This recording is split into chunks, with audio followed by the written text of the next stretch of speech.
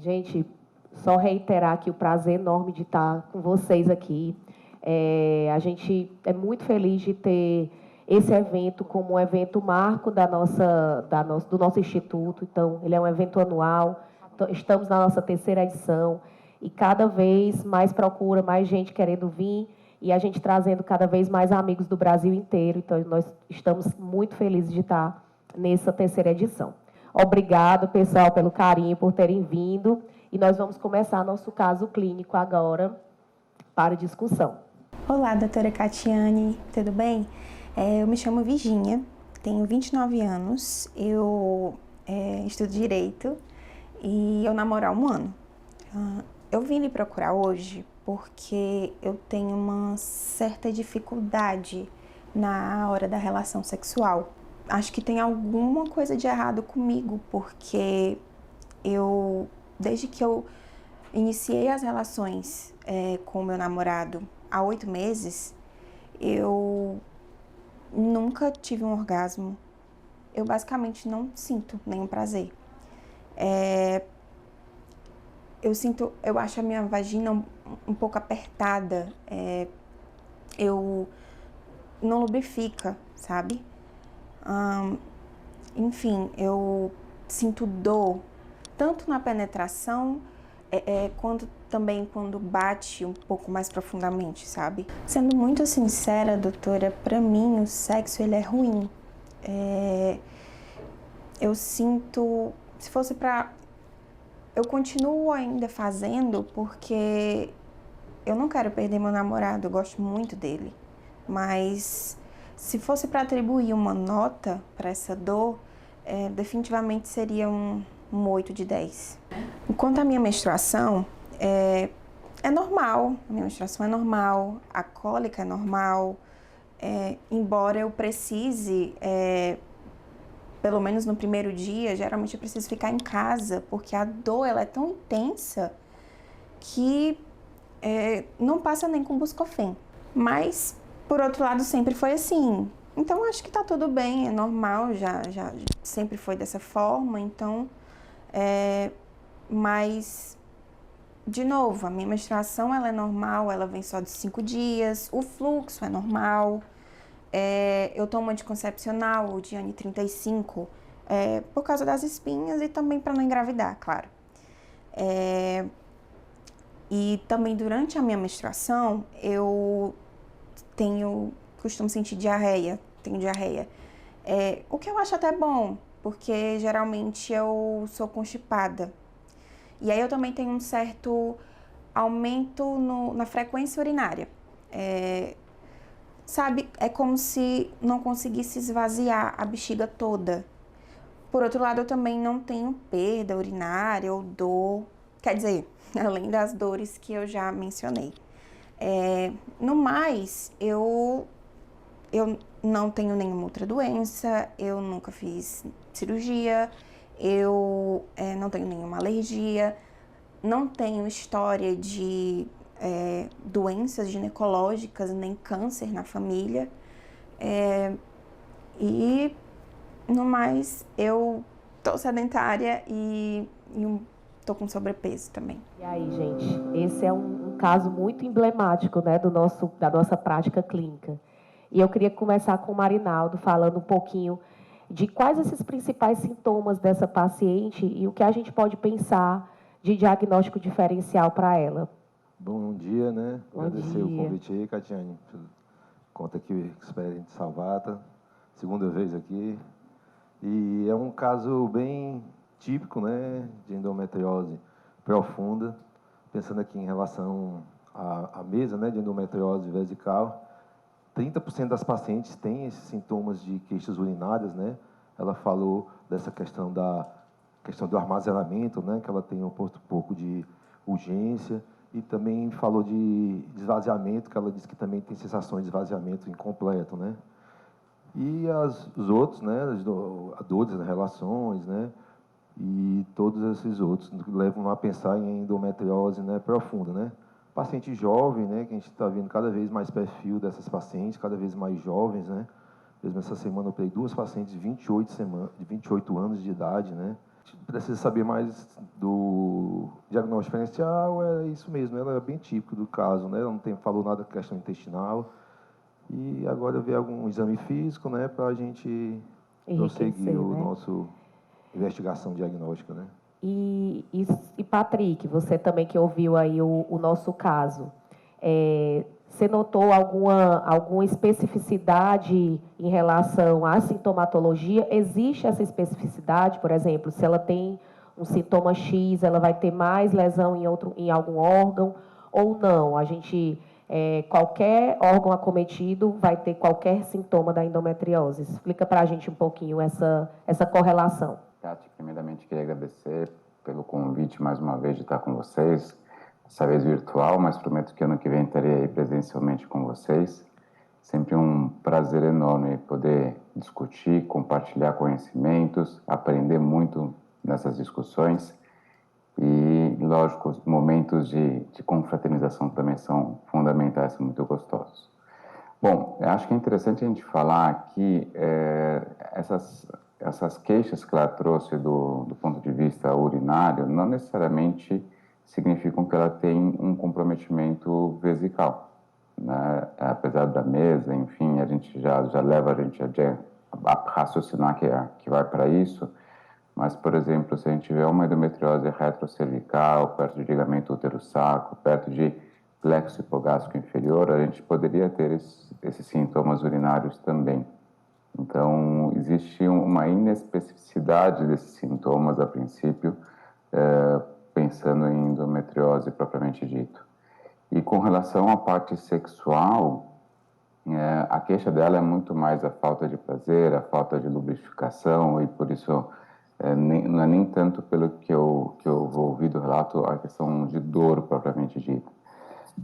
Mas as dores dela crônica podem fazer com que, mesmo inconscientemente, ela não tenha mais vontade de ter relação e por isso ela não consegue se entregar de maneira adequada e por isso ela não tem uma lubrificação, um relaxamento adequado.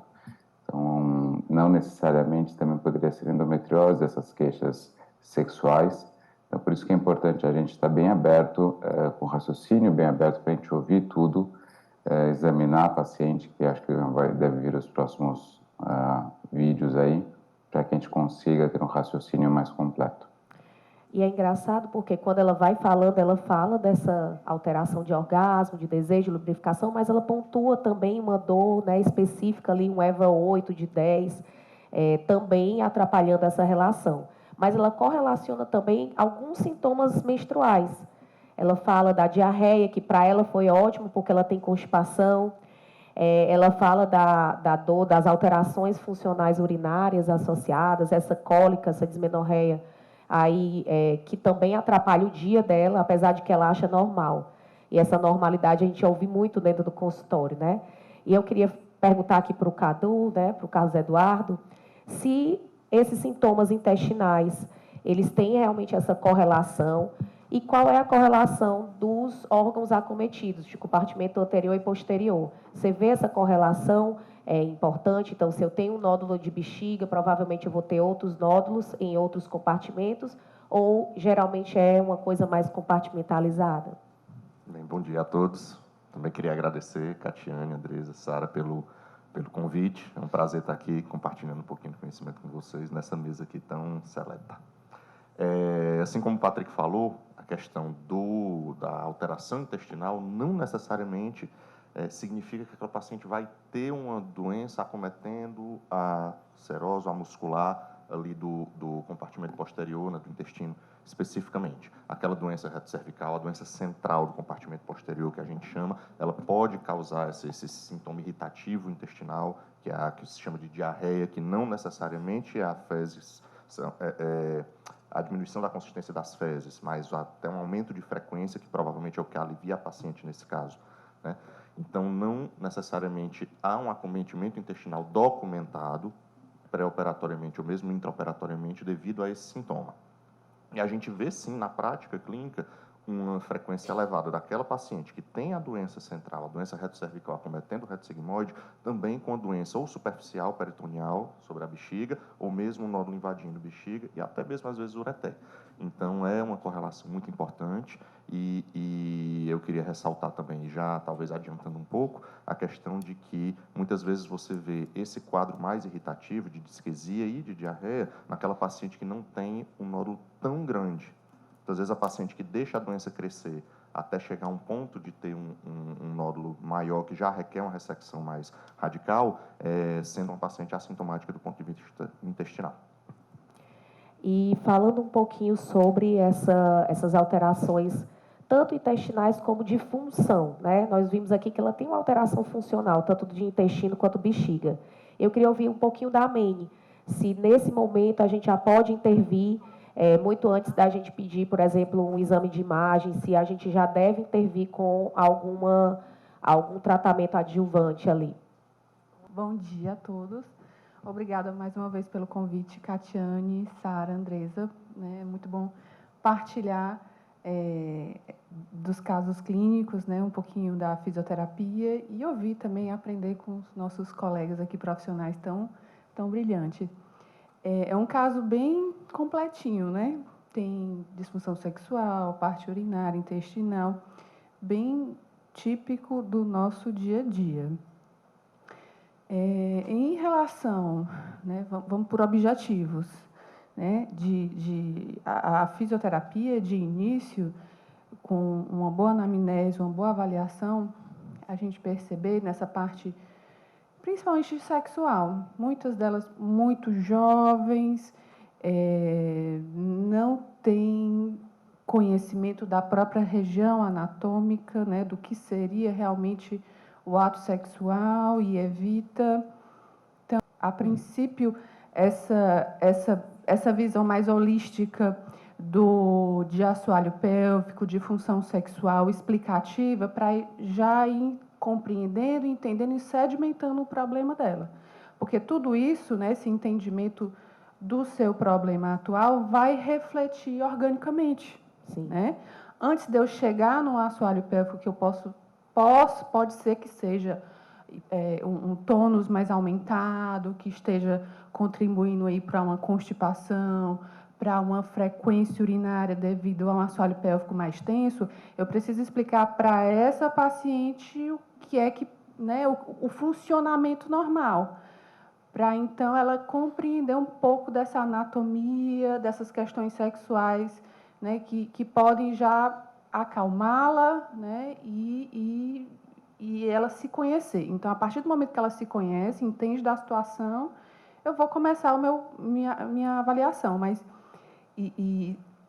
muitas vezes, com esse ponto inicial básico, né, de explicação, de consciência, de educação mesmo em saúde, já melhora, né? O esvaziamento vesical, né? O esvaziamento intestinal, nível de frequência, claro, junto com a alimentação adequada. Então, sim, a fisioterapia pré-operatória, né, já teria um ganho excelente na minha prática, né, na minha visão desse caso.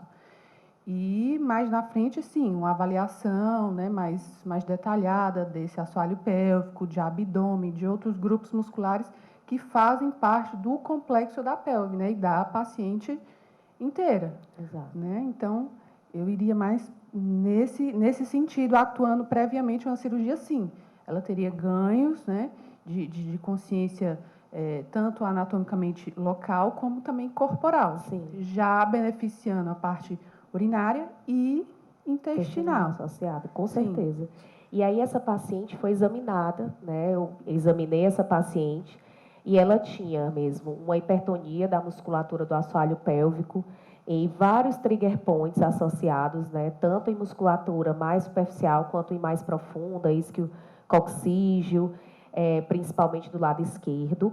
Tinha um espessamento ali uterossacral associado ao fórnice vaginal e um espessamento em parede anterior, né, ali no fórnice vaginal anterior, de mais ou menos 1 ou 2 centímetros na junção ali com a bexiga. E, nesse momento, pedimos um mapeamento para essa paciente. E aí eu queria chamar aqui a nossa radiologista, a Renata Coelho, para explicar aqui o mapeamento dessa paciente. Por favor, Renata. Bom dia, primeiramente, né, gente? Obrigada aí, meninas, pela oportunidade. Trabalho na Salvata. Então, é um prazer estar falando aqui das nossas pacientes, né? E essa discussão, eu estou aqui pela terceira vez, então essa discussão é muito enriquecedora e eu acho que o saldo é muito positivo, principalmente para a paciente, né? Que ela fica mais redonda, a gente, com essa interação, né? Que a gente tem na Salvata, que a gente tem na MEAC, que eu também trabalho lá, a gente consegue deixar a paciente mais confortável, né? No exame, que é o mais importante. Então, vou falar aqui, o exame de mapeamento, ele contempla todos os compartimentos, né? O compartimento anterior, o médio e o posterior. Mas aqui eu vou me deter só ao compartimento anterior, né? Porque é a discussão da mesa, certo? E aí eu trouxe para vocês esse exame de uma paciente, dessa paciente, né? E aqui mostra uma lesão, vou apontar aqui, fica mais fácil. Mostra ali, naquele ultrassom, certo? Uma lesão do compartimento anterior, o espessamento da bexiga na parede posterior da bexiga, mais ou menos cerca de 2 centímetros, tá? E aí, nesse outro exame, ou nessa outra incidência, ali no longitudinal, a gente consegue ver esse espessamento claro, né? E nessas outras incidências aqui, a gente consegue ver que esse espessamento ele é real, né? Para o ultrassom, quem não está habituado com a imagem do ultrassom, a gente tem que ver nas duas incidências para tornar essa imagem real. Então, aqui a gente consegue ver que ela é real e que ela tem uma parte que infiltra também o miométrio, né? A parede anterior do útero. Então, a gente até classifica como uma adenomiose focal, né? Porque tem essa infiltração do miométrio, certo? Aí, aqui, mostrando de forma mais próxima, né? Outra imagem do mesmo caso, né? Cerca de 2 centímetros. Então, corresponde bem, e isso é importante para a gente que faz o exame, ter, além, né, do paciente estar ali conversando com a gente, falando sobre as queixas. Então, a gente sempre direcionar, como eu falei, faz parte do nosso exame compartimento anterior, então a gente vai direcionar com a queixa dela o nosso exame. Também é importante o colega solicitante, né, falar um pouquinho o que é que ele acha, o que é que ele sentiu, o toque vaginal. A gente que faz exame, a gente vai logo para o toque vaginal, conversando com a paciente, né, e já vê ali o que é que vocês descreveram. Então, para a gente é fundamental. Então, por várias vezes a gente, né, conversa, e aí, coincidindo a minha imagem com o toque, com a queixa, a gente fica bem satisfeito que aquela paciente foi, né, contemplada e o diagnóstico dela foi mais assertivo, certo? Aí eu vou passar para vocês também, não é desse caso, certo? Mas é um vídeo também de uma paciente lá da Salvata, de uma outra paciente da Salvata. É um vídeo que é mais ilustrativo dessa lesão. É uma lesão semelhante, mas essa lesão é bem maior. E aí, além dela infiltrar o miométrio, também ela infiltra a luz da bexiga, né? Então, aqui a gente vai passar, vocês vão ver que tem uma lesão intravesical, certo? Ó, ali, como eu falei, tem aquela lesão também do espessamento, né? O compartimento anterior tem a lesão do espessamento, mas a região intravesical, e aí o Alexandre vai falar bem, está bem comprometida, infiltra também a parte do miométrio do compartimento anterior. Então, esse caso é bem ilustrativo, ficou mais... Eu trouxe também para enriquecer, né, a discussão e para quem não está tão habituado com as imagens, ficar mais, assim, ver melhor, né, já que ela está um pouco maior, tá certo? Obrigada, Renata. Renata, tem como avaliar a questão da proximidade do ósseo ureteral, assim, no ultrassom? Você acha que precisava complementar com a ressonância? Acho que a ressonância melhoraria isso, paramétrio e... Pronto. Assim, paramétrio, a gente tem uma certa dificuldade na parte do ultrassom, mas a parte do ósseo, eu tenho uma técnica que eu coloco bastante gel no preservativo, vou introduzindo bem devagar na vagina, certo? E aí eu vou vendo o ureter e vou tentando ver o ósseo, certo?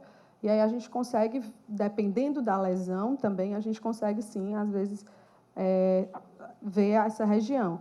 Lembrar que, como você falou, né, 30% dos acometimento urinário, mas lembrar também que do sistema urinário, a região mais acometida é a bexiga. Então, ter bastante atenção quando for fazer, né, o exame de mapeamento nessa região. E o mais importante também é essa distância do trígono, né? É. Que era isso que eu ia perguntar aqui para o João Paulo. Quando a gente tem ali a imagem do ultrassom, né, que ficou bem clara, um ultrassom que tem ali na parede posterior, infiltra ali o miométrio e infiltra a bexiga, né? Então infiltra aqueles dois locais, é um nódulo que cresceu para os dois órgãos, mas ele provavelmente é distante ali do trígono. Então, quando a gente tem essa lesão mais próxima ao trígono vesical, a gente tem um pouco mais de medo ali da lesão ureteral. E aí, João Paulo, eu queria que você falasse um pouquinho dessas distâncias, do que a gente precisa ver em relação a essas lesões da endometriose vesical. Obrigado, Kátia. Muito bom estar aqui. Claro que pergunta fácil vai para o Patrick, pergunta enrolada Exato. vai para mim. É para quem está aqui. Então, vamos para quem está nessa. longe, a gente relaxa Eu sei um que você pouco. gosta mais do Patrick, não tem problema não. Mas vamos lá, eu gosto muito de tratar endometriose vesical e urinária de forma geral, e é um desafio porque o máximo que a gente tem, estava até conversando isso com a Fernanda mais cedo hoje, a gente tem grandes séries de casos, mas a gente não tem grandes certezas de muita coisa. Trígono vesical a gente morre de medo, por questão de disfunção da paciente, porque é uma área chata de acessar, difícil de suturar e você pode chegar com alguma desautonomia. Então, o que eu faço no consultório, paciente que tem qualquer queixa vesical, eu levo um papo nela e já vamos direto para uma cistoscopia no consultório. Porque daí ela já sai preparada primeiro, vendo aquela lesão, tentando entender o que ela tem. Eu estou conscientizando a paciente do que pode ser a cirurgia dela. Atualmente, uma lesão a 1 centímetro, 1,5 centímetros do trígono, a gente fica mais tranquilo. Conforme essas lesões são mais centrais e mais baixas na bexiga, próximas do trígono, a gente tem que conversar, olha, tem chance da gente ter que reimplantar seu ureter. Claro, a gente faz uma boa ressonância, um bom ultrassom, mas o principal é esse papo com a paciente de que cirurgia é uma caixinha de surpresa, que a gente tem que estar pronto para tudo durante a cirurgia, e a paciente no pós-operatório também. Sim. Né? Fisioterapia fundamental, ainda mais nessas questões desautonômicas. A gente tem que lembrar que 20% das pacientes vão sair com alguma lesão desautonômica em até 72 horas, isso vai melhorando. Agora, menos de 1,5 centímetro do trígono, o papo tem que ser mais enrolado e mais pesado com a paciente, e você tem que estar com o urologista do lado, certo? Uma lesão de topo de bexiga, a gente faz numa boa, só o ginecologista. Agora, chegou perto do trígono, tem que ter urologista, tem que se discutir a questão do duplo J, não é consenso se precisa passar sempre ou não, mas é de bom tom, a gente acaba passando. E lesão especificamente do trígono, respira fundo e você sabe que você vai ter que fazer um reimplante ureteral se você não tiver alguma outra lesão mais alta, lembrando que lesão única de bexiga é raríssimo. É um marcador de endometriose profunda, tão como a lesão de útero sacro. Então, quando a gente vê uma lesão de bexiga, acende todos os alertas, rastreia mais essa paciente que você vai ter algum susto em algum outro lugar. E falando um pouco mais sobre isso, é importante a gente entender também qual é o papel do urologista também nesse caso, né? Assim, eu queria ouvir do Alexandre o que a gente pode fazer a mais nesse caso, né? Se a gente vai precisar ou não de um estudo urodinâmico antes, se a gente vai precisar ou não de uma passagem de duplo J, caso vá para uma cirurgia, se é um caso já cirúrgico ou a gente tem algum parâmetro de dizer, quando tem uma lesão X é realmente cirúrgica, quando não tem, a gente pode tratar clinicamente antes. Bem, primeiro agradecer, né? A gente sabe que é muito difícil reunir tanta gente boa, né, num lugar só, ainda mais no sábado, né? Então, parabenizar vocês, né? E agradecer pelo convite, é sempre bom estar aqui. Você sabe que eu gosto muito de a gente conversar sobre endometriose, então é uma área muito interessante. Eu gosto sempre de falar que essas lesões de endometriose vesical, elas são muito difíceis para a gente, sabe? Assim, o urologista, né? O urologista que não tem a vivência da endometriose, bota essa paciente na sala e faz um RTU de bexiga nela. E não é incomum. Já vi várias, certo? viu? Não, eu já fiz isso. Inclusive, eu não tenho vergonha de dizer, antes de trabalhar com endometriose, fiz várias vezes, e a gente sabe que na literatura isso é contraindicado, né? A gente sabe que o resultado não são bons, as lesões são todas elas musculares, não chegam praticamente nunca à mucosa, e você fazer uma ressecção, você pode perfurar a bexiga, né? E às vezes, e assim, é recidivo, né? Se você não tratar, né, a gente sabe que é recidivo. A gente sabe que essas lesões de bexiga, elas nunca estão isoladas, né? Assim, isso aí a gente vê muito comum, né? A gente vê isso aí. Eu gosto de passar o duplo J no pré-operatório, assim, pela literatura, como ele falou, não tem consenso, né? Isso depende muito do que a gente vai ver no dia. A cistoscopia pré-operatória, nesses casos, dado de dúvidas, é muito importante, né? Eu acho que você já colocar o paciente na sala e fazer uma cistoscopia pré-operatória, até para descartar um câncer também, que muitas vezes esse paciente faz um ultrassom, não é um mapeamento, vai fazer um ultrassom normal. Então, você fazer uma cistoscopia antes para ver se tem aquela lesão, não é aquela lesão de tumor de bexiga que a gente vê, né? Que é aquele tumor bem esofítico, né? Bem, que a mucosa mostra, né? E você vê que é uma lesão bem nodular, né? Então, você já se desconfia do endometriose, né? Então, assim, quando é que eu passo? Eu acho que vale a pena passar o duplo J. Essas lesões muito próximas ao trígono, eu acho que são fundamentais, né? E é uma das coisas que mais me assusta é exatamente, nem tanto a questão do reimplante, porque para a gente um reimplante é uma cirurgia, não é banal, mas é uma cirurgia tranquila, a gente faz por laparoscopia, por robótica, é até mais fácil. Mas, assim, a minha preocupação é o distúrbio miccional pós-operatório. Os pacientes ficam mesmo, e quanto mais medial você disseca, pior. Então, quando a gente reza para ser de um lado mesmo, para pegar a ureter, para a gente reimplantar e não ter problema nenhum. Agora, quando você pega ali, porque o plexo pélvico ele fica todo naquela região, né, ali. Então, quando você disseca muito, e a Catiane sabe isso, quando começa, ela pode mexer no ureter à vontade. Eu disse, não tem problema, Catiane, não vai muito aí não, não vai muito aí não. Porque a gente sabe que o paciente, a gente fica realmente bem preocupado, porque a desautonomia, a gente sabe que a fisioterapia melhora muito, mas a gente está com uma paciente conjunta, que nem tinha lesão muito grande, mas está agora com distúrbio miccional importante. Então, é isso. Eu acho que é importante. O duplo J a gente passa quando tem hidronefrose, né? Quando tem uma lesão maior do que 3 centímetros no ureter também vale a pena. Se uma suspeita de uma lesão intrínseca também vale a pena a gente fazer o duplo J pré-operatório. Ele ajuda por um lado e atrapalha a ureterose por outro, né? Então, a gente sabe que o ureter fica mais rígido, mais difícil da gente dissecar lá próximo. Então, as meninas sabem que não gosto, não. Ainda mais quando tem cirurgião bom operando, a gente fica tranquilo, né? Quando tem, assim, a gente fica com medo, a gente não sabe. O duplo J ajuda mesmo. Tá?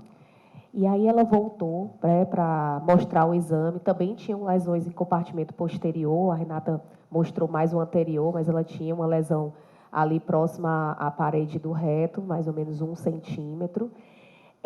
E a gente propôs o tratamento clínico, inicialmente, porque eram lesões pequenas, a paciente é jovem, fizemos o tratamento clínico multidisciplinar, né? Começamos com bloqueio hormonal, associado à equipe multidisciplinar. E eu queria que a Nara falasse um pouquinho desse tratamento inicial que a gente faz com as pacientes da endometriose. Obrigada pelo convite, estar participando aqui. E hoje, né, após 4 anos de Salvata, né? 3 anos, né, de Salvata que a gente fez aniversário, o quanto que essa equipe multi, a gente enriquece o olhar, né? E quando uma paciente dessa chega a mim, às vezes ela chega sem estar fechado direitinho o quadro completo, mas a gente vê que ela fala, há 8 meses sente dor, sofre com isso, essa questão também da urina, do intestino, isso é uma queixa antiga, mas que ela vai crescente, para aquela paciente parece algo normal, ela já se acostuma com aquela dor, com aquele mau funcionamento. E nessa faixa etária também, que ela citou, ela tem entre 28 e 30 anos, né? É uma paciente também que, pela própria rotina, tem hábitos alimentares, às vezes, muitos a serem corrigidos, pela própria rotina diária. Então, pode ser que essa alteração intestinal tenha um grande impacto com a alimentação, ela cita pouco, né? Mas essa alteração intestinal, e que, como a Amene citou, às vezes, alguns sintomas, eles ficam um pouco mascarados por hábitos de vida, por uma falta de conhecimento da paciente. Então, ela sentiu dor uma vez, ela já cria um trauma, ela teve uma dificuldade evacuatória, mas ela não relaciona com a alimentação. Então, quando ela chega à nutrição, eu vou pensar nessa melhora de qualidade de vida, nesse intestino, que tem muita relação com a inflamação pélvica, que pode estar retroalimentando todas essas lesões. E muitas vezes a gente consegue uma melhora, não 100%, porque as lesões vão estar lá trazendo problemas, mas muitas vezes esse mau funcionamento intestinal vem da ausência de fibras na alimentação, que a gente tenta incorporar para melhorar. São pacientes, essa não referiu, mas a grande maioria queixam com uma barriga que distende, né, com excesso de gases, e que isso, às vezes, piora com o consumo de alimentos naturais. Então, elas passam a evitar alguns alimentos, passam a consumir mais industrializados, que deixam essa paciente mais constipada. Quando chega no período menstrual, ela adora que libera o intestino, né? Para ela é um alívio. Ela diz, eu até acho bom. Tem umas que eu já peguei relatos assim, doutora, eu tenho intolerância à lactose, aí quando eu preciso ir ao banheiro, eu só comer alguma coisa com lactose, que aí já afrouxa o meu intestino, mas depois complica mais com gases, fica tudo bagunçado novamente. Então, na maioria das vezes, a gente precisa pensar em uma dieta com um caráter com menos alimentos fermentativos, que hoje é o que mais se fala, por uma possível sensibilidade pélvica devido ao excesso de focos inflamatórios. Ela tem uma pelve mais sensível, isso repercute em intestino, então a gente precisa trabalhar essa sensibilidade pélvica, melhorando esses gás formadores, né? E aumentar também o consumo de antioxidantes. O sistema antioxidante ele é como se fosse um sistema de manutenção do nosso corpo. Então, muitas vezes, é uma paciente que come pouca fruta, come pouca verdura. A gente não vai conseguir, de início, mudar esse hábito 100%, mas a gente consegue, com alguns suplementos, ômega 3, a cúrcuma, que vem sendo muito utilizada para a dor e melhora do intestino, talvez o uso de um probiótico ou de fibras pré-bióticas para que ela tenha esse intestino funcionante durante todo o período e não apenas no período menstrual, a gente já consegue, eu acho que tirar um pouco de nuvem de sintomas, assim, né? Descartar alguns sintomas e ver que, às vezes, isolar só o que é próprio da lesão e não dos hábitos de vida da paciente. Como o João Paulo me desafiou a perguntar uma coisa mais difícil para o Patrick... Mas não é tão difícil não, viu, Pá? Eu queria que você falasse sobre o bloqueio, assim. Existe muito isso, né? A paciente já vem com essa mistificação de que ela tem que fazer um bloqueio hormonal com progestágeno YX, e que isso é obrigatório dentro do processo de tratamento. E daí eu queria ouvir você, assim, no tratamento clínico, já que essa foi a nossa escolha inicial. A gente vai realmente precisar fazer esse bloqueio hormonal e se existe uma superioridade nesse bloqueio. Quiserem me sacanear só porque eu estou longe, né? Eu não estou indo sozinho com vocês, comendo camarão, mas tudo bem. Bom, vamos lá. Até a gente teve um webinar da EDL essa semana, em que a gente falou um pouquinho também dessa parte hormonal. E uma das últimas perguntas que a gente trouxe foi justamente esse manejo hormonal que os colegas realizavam. Então, estava o professor Paia Passi, estava o professor Mário Malzoni, o William também estava, e o Rodrigo Fernandes. E, assim, não existe um consenso de qual que é o melhor, tá bom? Uma coisa que a gente viu é que, de um modo geral, análogos de GNRH não são utilizados pela imensa maioria das pessoas, então meio que caiu por terra. Talvez o análogo de GNRH, isso daí é uma conduta que eu aprendi com o professor Maurício, no HC, que a gente acaba seguindo, quando a gente tem lesões muito grandes vesicais e que a gente tem um planejamento cirúrgico, talvez o análogo de GNRH tenha um papel para tentar diminuir a lesão vesical e tentar economizar essa ressecção vesical para a gente conseguir ter uma complacência vesical melhor, enfim, eventualmente evitar chegar muito perto de trígono e tudo mais. Mas pensando em tratamento clínico propriamente dito, eu sempre trago que a gente vai ter um pilar hormonal e um pilar de mudança de hábitos de vida, tá? Então, quando eu introduzo o tratamento clínico, lógico, desde que a paciente não tenha contraindicações ao uso de anticoncepcionais, a gente acaba fazendo uso de um anticoncepcional sim, para a gente tentar estabilizar a progressão da doença e tentar melhorar a clínica da paciente.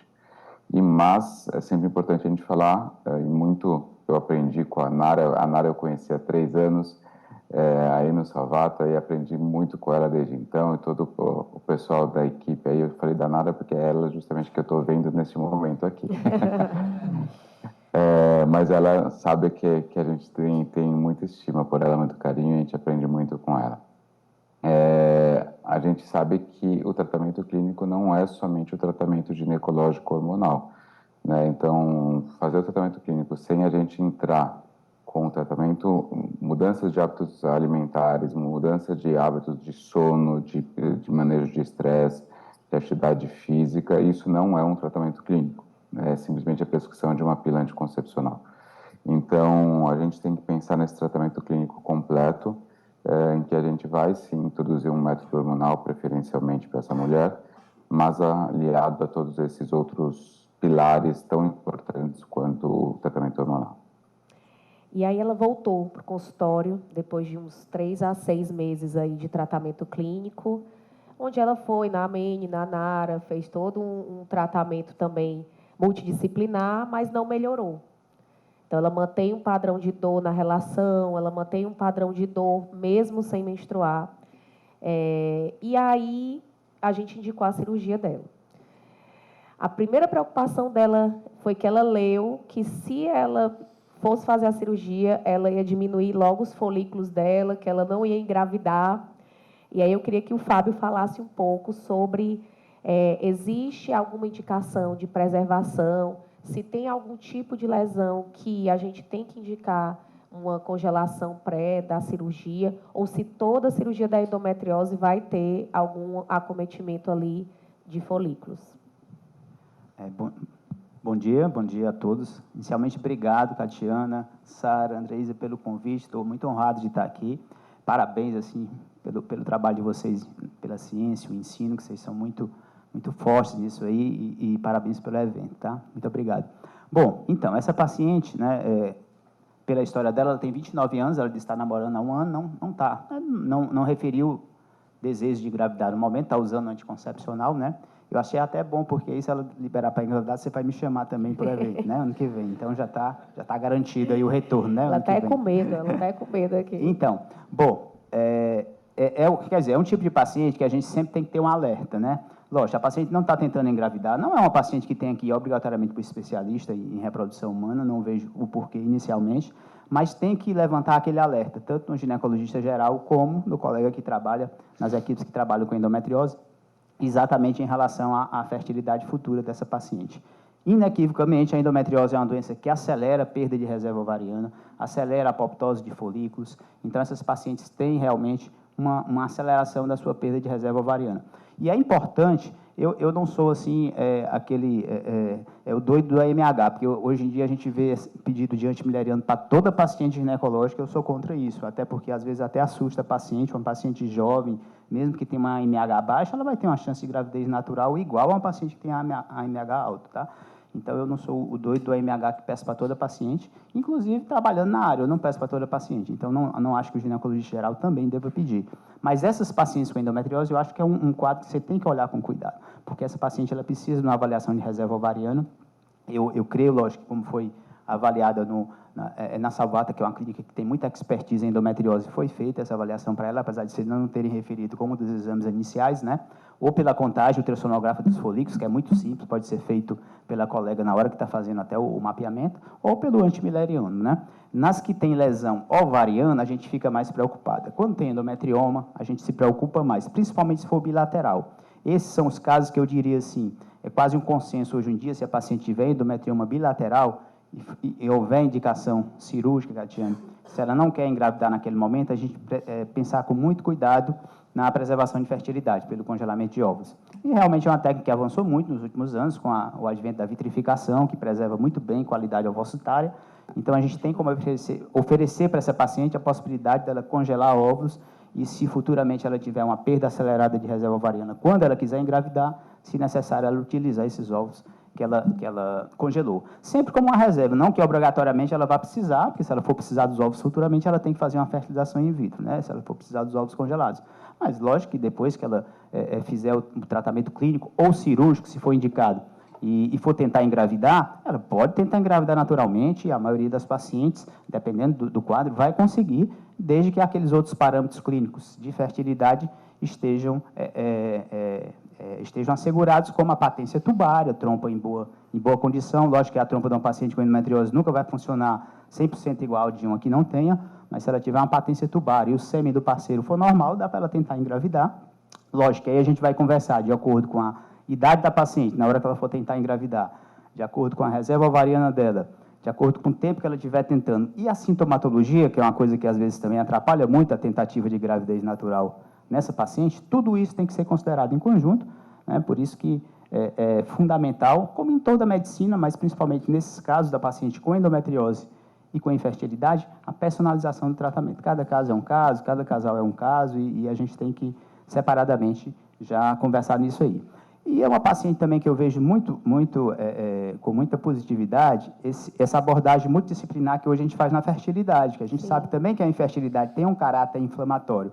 Então, melhora de hábitos de vida, atividade física, uma dieta anti-inflamatória, toda essa orientação é fundamental também na fertilidade da paciente. Tá? Então, voltando especificamente ao caso que a gente está comentando, se ela tiver uma reserva ovariana boa e não tiver uma lesão ovariana específica, não obrigatoriamente ela teria que ir para uma preservação de fertilidade. Tá? Mas o termo planejamento reprodutivo, eu gosto muito desse termo, a medicina reprodutiva hoje ela permite fazer um planejamento reprodutivo, eu acho que é um tema que tem que estar na cabeça não só do especialista em reprodução, mas também dos grupos de endometriose, e os colegas aqui de Fortaleza têm muito alerta nesse sentido, eu fico muito satisfeito porque todos têm muito alerta nesse sentido, e todos são muito conservadores também nas cirurgias em relação à fertilidade para pacientes, isso aí é muito bom, mas o termo planejamento reprodutivo tem que estar na cabeça de todo ginecologista, né? E ficar bem mais alerta nessas pacientes com endometriose. Então, se ela tiver, mesmo que ela não queira engravidar naquele momento, mesmo pacientes bem jovens, se tiver lesão, principalmente ovariana, endometrioma, e principalmente bilateral, ficar alerta, e aí eu acho que sim, haveria uma boa indicação. Não sei se ela tem endometrioma, que não foi referido. Vou já falar. Então, essa paciente evoluiu, foi lá no consultório de novo e decidiu congelar, porque o hormônio antimileriano dela foi de 1,5. E como a gente ia para a cirurgia, a gente foi mais tranquilo e seguro. E agora eu vou chamar a Isadora para apresentar a cirurgia da paciente. Bom dia, agradecer também pelo convite. E aí agora a gente vai ver como é que foi a cirurgia. Aqui, inicialmente, a gente fez o inventário da cavidade, já viu que tinha essa lesão acometendo ali o uterossacro, tinha também o reto um pouco aderido e a lesão vesical, né, que era compatível com os exames, uma lesão vesical que também aderia ali em parede anterior do útero. E aí, inicialmente, foi feita a liberação da aderência fisiológica do sigmoide e a ureterólise, né, e a gente já identificou o ureter, foi dissecando o peritônio, e aí aqui também, continuando com essa dissecção, a gente ia fazer a dissecção e retirar todo esse peritônio de uterossacro esquerdo e a fossa ovariana esquerda, que também estava um pouco comprometida. E aí aqui mostrando, continuando a liberação da fossa ovariana esquerda, sempre importante, né, a tração e a contratração é fundamental para conseguir fazer essa dissecção da melhor forma, sem ter tanto sangramento, né? E aí continuando, liberando novamente o ureter para fazer a exérese da lesão, né? Essa lesão a gente retirou em bloco, né? O uterossacro e a fossa ovariana. Aí agora, continuando do lado direito, né? Fez a incisão do peritônio para fazer a ureterólise à direita. Já identificou, lateralizando o ureter e aí fazendo a retirada desse peritônio também da fossa ovariana direita e do uterossacro à direita. E aí, como tinha aquela aderência do reto, né, a gente também foi dissecando o septo reto vaginal. E aí, nesse momento, né, na dissecção, né, a gente procura deixar a inervação, né, mais lateralizada, preservar a inervação e vai fazendo essa dissecção do septo. Importante que o auxiliar, nesse momento, esteja tracionando o reto, fazendo uma tração adequada para a gente conseguir fazer essa dissecção da melhor forma e aí completando a retirada da lesão, né, do uterossacro direito. E agora a gente ia abordar a lesão vesical, né? Começou fazendo a secção do ligamento redondo, fez essa dissecção para a vesical e aí identificou a lesão vesical e foi fazendo essa dissecção, né? Fundamental aí também o auxiliar que está no manipulador, né, fazer essa tração para ter a tração e a contratração para conseguir dissecar bem. E aí, abordando agora pelo lado direito, o mesmo passo, né, a gente tinha seccionado ali o redondo, fez a dissecção para-vesical e aí individualizando essa lesão. Fez a abertura da bexiga, a gente visualiza o balão e vê que está longe do trígono, né, era uma lesão mesmo de fundo vesical. E aí foi fazendo a ressecção, né, com segurança, sabia que estava longe do ureter, pelos exames a gente já tinha também essa informação. E aí vai fazendo a dissecção, porque ela realmente estava bem aderida à parede anterior do útero, então a gente ia dissecando ali o espaço, né, vésico-vaginal. Fazendo essa dissecção para conseguir individualizar, né, separar do útero e retirar a lesão da bexiga. E aí é fundamental, novamente, na verdade, em toda a cirurgia, né? Essa tração e contratração. E a gente visualizou ali novamente, né? O trígono estava tudo bem, estava longe do trígono e aí fez a retirada. Concluindo aí a exérese da lesão. E aí essa paciente, ela também tinha um acometimento do ligamento redondo direito, a gente fez a retirada. Também tinha uma adenomiose externa, né, por conta dessa aderência mesmo, que ficava esse bloco anterior. E a sutura da bexiga, né, que a gente faz com Vicryl 3 faz uma sutura em 2 planos, aí mostrando a sutura, a técnica do gladiador. O anodamento a gente faz triplo-duplo, né? Sequência bloqueadora. E aí a gente acabou botando só um plano, mas a gente realmente fez em 2 planos, né? E aí, como eu disse, ela também tinha essa adenomiose externa e aí foi feito a retirada da lesão. Aí, a parte da coloprocto, né? Quando a gente muda a ótica, às vezes tem um pouquinho essa diferença da imagem. Aí foi feito um shave, era uma lesão de aproximadamente 1,5, 2 centímetros, né? A gente já tinha ali no início liberado o septo e aí foi feita a retirada da lesão. E no final fez essa sutura de reforço da camada muscular do reto, não tinha tido abertura, né, da mucosa, e aí foi feita a sutura. No final o aspecto, né, aí da cavidade vai mostrar com a sutura do reto, a sutura da bexiga, e retirada as lesões, né, de ligamento redondo e os focos de adenomiose externa. Ela fez essa cirurgia, né?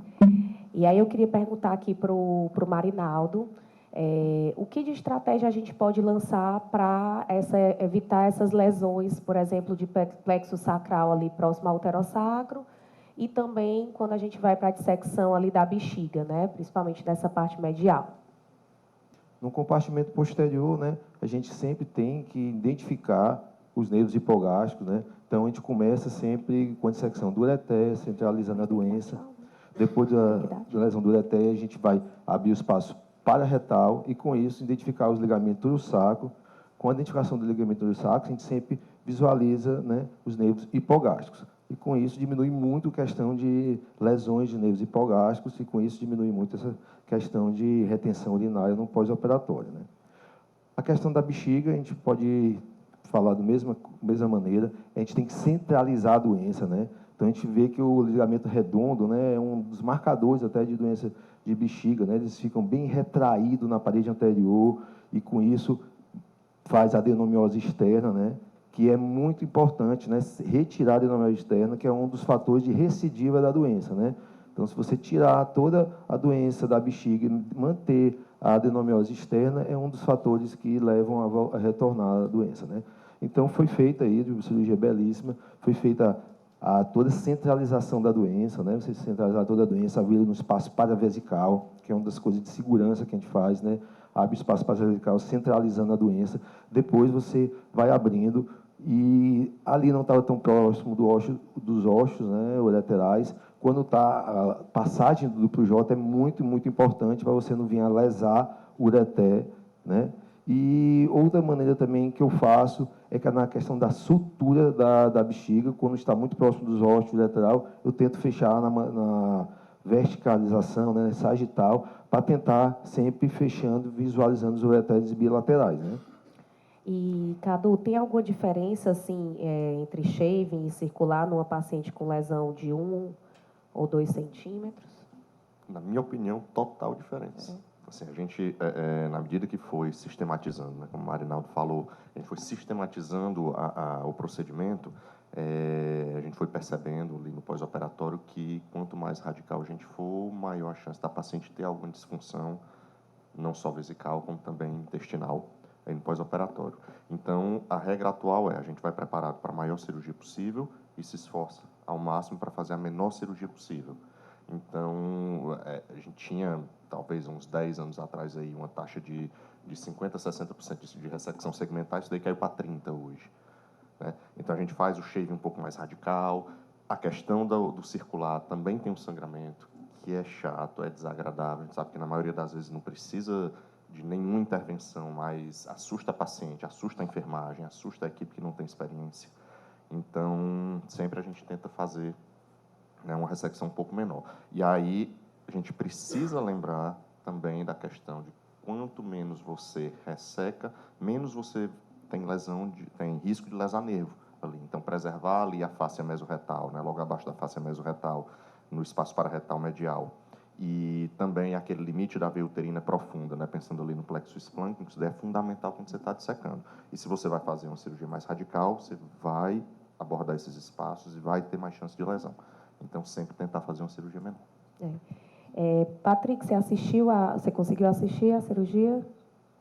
Assisti sim.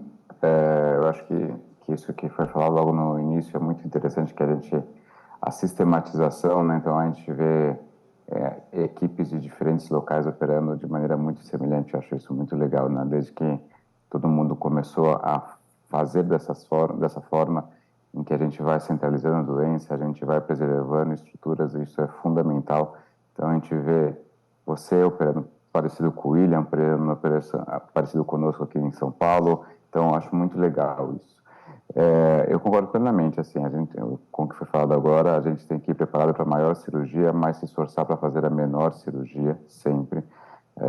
Todo mundo ganha com isso, a gente ganha com o tempo cirúrgico, a gente ganha com menos complicações e pacientes também, com certeza. Acho que é sempre fundamental isso.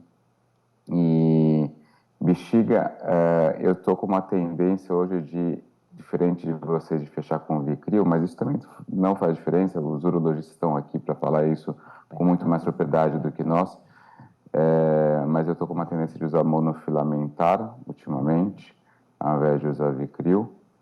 Mas usei Vicryl por muitos anos, sem problemas. Na verdade, foi mais por ver outros colegas passando a utilizar monofilamentar, eu passei a utilizar também, mas sem uma evidência concreta científica de que teria qualquer diferença. De resto, eu só queria parabenizar pela excelente condução do caso, linda cirurgia. E, Alexandre, fala um pouquinho também sobre isso. Existe essa diferença, como o Patrick falou, né, de mono ou multi, dupla camada, tripla, uma camada só, tem que recobrir com peritônio ou não? Então, me fala um pouquinho sobre isso aí. Bom, a bexiga é um órgão muito bom de você suturar, né? Assim, dificilmente você não tem uma fístula, né? É sempre importante você definir, isso é uma coisa importante que às vezes a gente não conversa, né? Essas pacientes, elas podem ter distúrbios miccionais, né? Então, se esses pacientes tiverem distúrbios miccionais, tiver uma pressão de esvaziamento muito grande, né? Ou então alguma coisa desse tipo, é importante, se tem queixas urinárias, você investigar até pré-operatoriamente, entendeu? Ela tinha só as queixas simples, mas, por exemplo, se você tiver um paciente com distúrbio de esvaziamento, né? Às vezes essas pressões, aí realmente você pode suturar com 10 camadas que vai fistulizar. Claro que isso é raríssimo, né? A gente eventualmente não vê, mas é bom sempre investigar, você fazer um diário miccional dessa paciente, conversar com ela pré-operatório.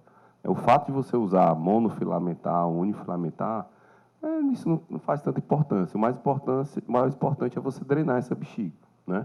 Essa bexiga tem que estar bem drenada, tem que estar com um catéter vesical aí de grosso calibre, né? Eu deixar aí pelo menos de 5 a 7 dias Isso é o mais importante quando você vai fechar a sutura. O fato de ser monofilamentar ou ser multifilamentar, isso depende muito. Tem hospital que eu fecho com caprofil, que é monofilamentar, tem hospital que não tem, e aí te fecha com vicril. Isso, no final das contas, não vai fazer diferença. O fato de você fechar o peritônio também não tem nenhuma tem evidência científica de que isso vai melhorar, não. Mas o mais importante é isso, primeiro, saber se o paciente tem algum distúrbio miccional. Se houver essa desconfiança, é bom fazer uma urodinâmica pré-operatoriamente, para ver se a paciente esvazia com pressão detrusora elevada, porque aí realmente a sutura vai ficar, tem risco de abrir, né? Isso é claro, é raríssimo, né, obviamente, e basta um exame fio, uma conversa que você sabe, né? Segundo, suturar em 2 planos, né? A gente sabe que fechar a mucosa, depois fechar a muscular, isso faz uma diferença aí, eu acho que não tem nem trabalho para isso, porque está tão sedimentado que ninguém vai perder tempo para fazer isso, né? Então, a gente faz em dois planos, sutura contínua, rapidinho você faz ali, em 5, 10 minutos você faz uma sutura dessa, laparoscópica, não tem dificuldade nenhuma, né? E a drenagem é fundamental, né? Então, assim, deixar uma drenagem, um catéter que não obstrua no pós-operatório, né? Então, o catéter 16, o catéter 18, se você tiver alguma dúvida, pelo menos 5 a 7 dias, essa paciente vai evoluir super bem, sem nenhum problema. Eu queria abrir para a plateia, se alguém tem alguma pergunta para a mesa. Não vou ter tanto tempo para perguntas, mas queria abrir para alguém aí da plateia.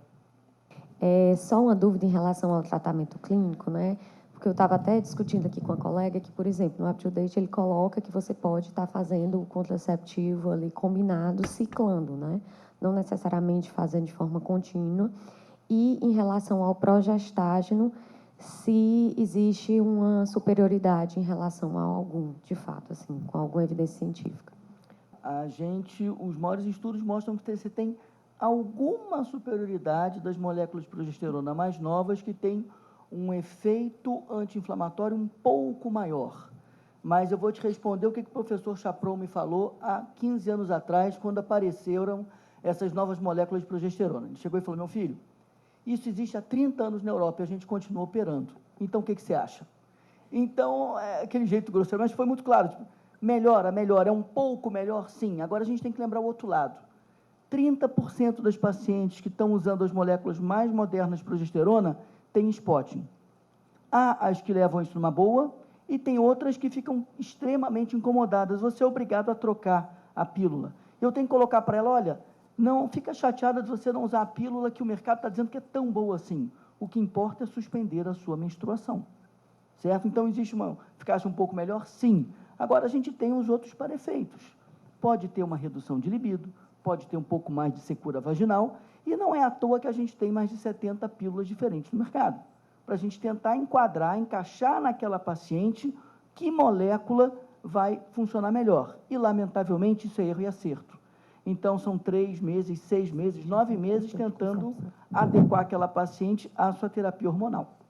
A Isoladex, que é especificamente os análogos de NRH, cada vez estão mais fora de uso, só em situações muito específicas, para tentar reduzir e facilitar a sua ressecabilidade numa cirurgia. Eu queria fazer uma pergunta. Algumas vezes, quando a gente tem ressecção que vai muito mais profundo, que pega plexo e a paciente faz vestigoma, do ponto de vista de condução, tanto da físio quanto do uro, qual que seria a melhor forma? A gente reintroduz a sonda de demora? Quanto tempo a gente poderia esperar? Da parte da físio, teria alguma coisa que a gente poderia fazer nesse caminho para facilitar esse percurso? Como que a gente conduziria nesses casos? O Alexandre pontuou bem na hora que ele disse que é importante a paciente ter consciência da que pode acontecer com ela, né? A cirurgia de grande porte, radical. Então, né, ela ter consciência do que pode acontecer para não chegar nada também de surpresa. Ela não sabia que eu ia ficar com essa sonda tanto tempo, né? Enfim, elas chegam na fisioterapia com essa pergunta bem assim: doutora, eu vou voltar? Que eu era antes?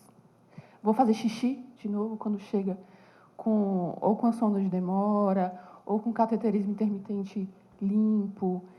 E é uma pergunta muito difícil, né? Como é que eu vou responder? Há algumas que vão ter uma resposta mais rápida, que vão evoluir muito bem, e outras que vão demorar um pouco mais.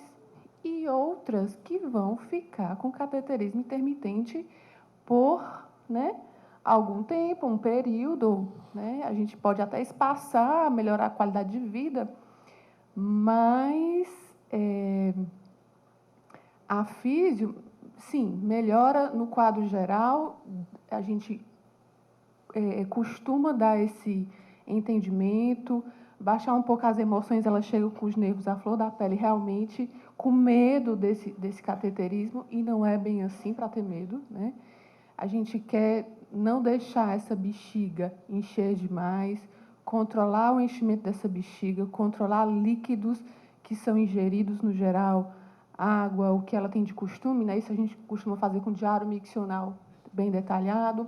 Aí a gente avalia essa paciente e aí a gente costuma fazer esses ajustes hídricos, né? E de esvaziamento, dando para ela mais segurança de que horas eu vou esvaziar essa minha bexiga com um catéter, né, intermitente, aonde que eu vou passar, né?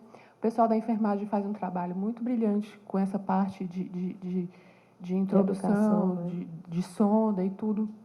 E a gente vai ajustando essa consciência, né, do que ela ingere, que horas que ela vai esvaziar, para que isso não seja um grande problema, um grande tormento para ela no dia a dia, para que ela volte às suas atividades e funções, né, na prática de trabalho, em casa, tarefas domiciliares, tarefas, né, de trabalho, enfim.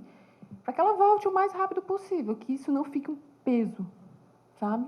Então, a fisioterapia ela vem trabalhando essa parte de controle da ingesta e esvaziamento, né? Vem trabalhando também com outras técnicas de eletroestimulação com bons resultados, né? Mas é difícil a gente prometer. E o mais importante é a intervenção precoce, né? Exato. Então, o que a gente faz de costume aqui na nossa prática clínica é, se a paciente tem lesão em plexo sacral, uterossacro, ali maior do que 2 centímetros, onde a gente teve que fazer uma neurólise, uma alteração ali que, a nosso ver, teve algum acometimento de nervo, a gente já deixa na alta uma retirada de sonda, e se tiver um resíduo alto, que para a gente foi acima de 150, deixamos de sonda, ela vai para a casa de sonda, e quando ela volta, a gente começa com a equipe multi logo na primeira semana de pós-operatório, com a fisioterapia e com a enfermagem associada, para essa educação e esse estímulo, esse eletroestímulo já meio que de imediato. A gente combina individualmente cada paciente, né? Então, tem paciente que a gente faz a fisioterapia mais vezes por semana, mas pelo menos 1 ou 2 vezes por semana nesse pós-operatório imediato é fundamental para essa recuperação ser o mais rápido possível. Eu vou ter que encerrar a nossa mesa, infelizmente, porque a gente já começou um pouquinho atrasado, mas eu queria agradecer a todos, queria agradecer ao Patrick, por estar aí online. Eu sei que ele queria estar aqui, as coisas aconteceram como deveriam ser online também, mas obrigada, Pá, por estar aqui conosco. A todos os nossos convidados, João, muitíssimo obrigado por ter vindo do Rio de Janeiro para cá, e aos meus colegas queridos que estão aqui conosco em Fortaleza, no nosso dia a dia. Obrigada a todos.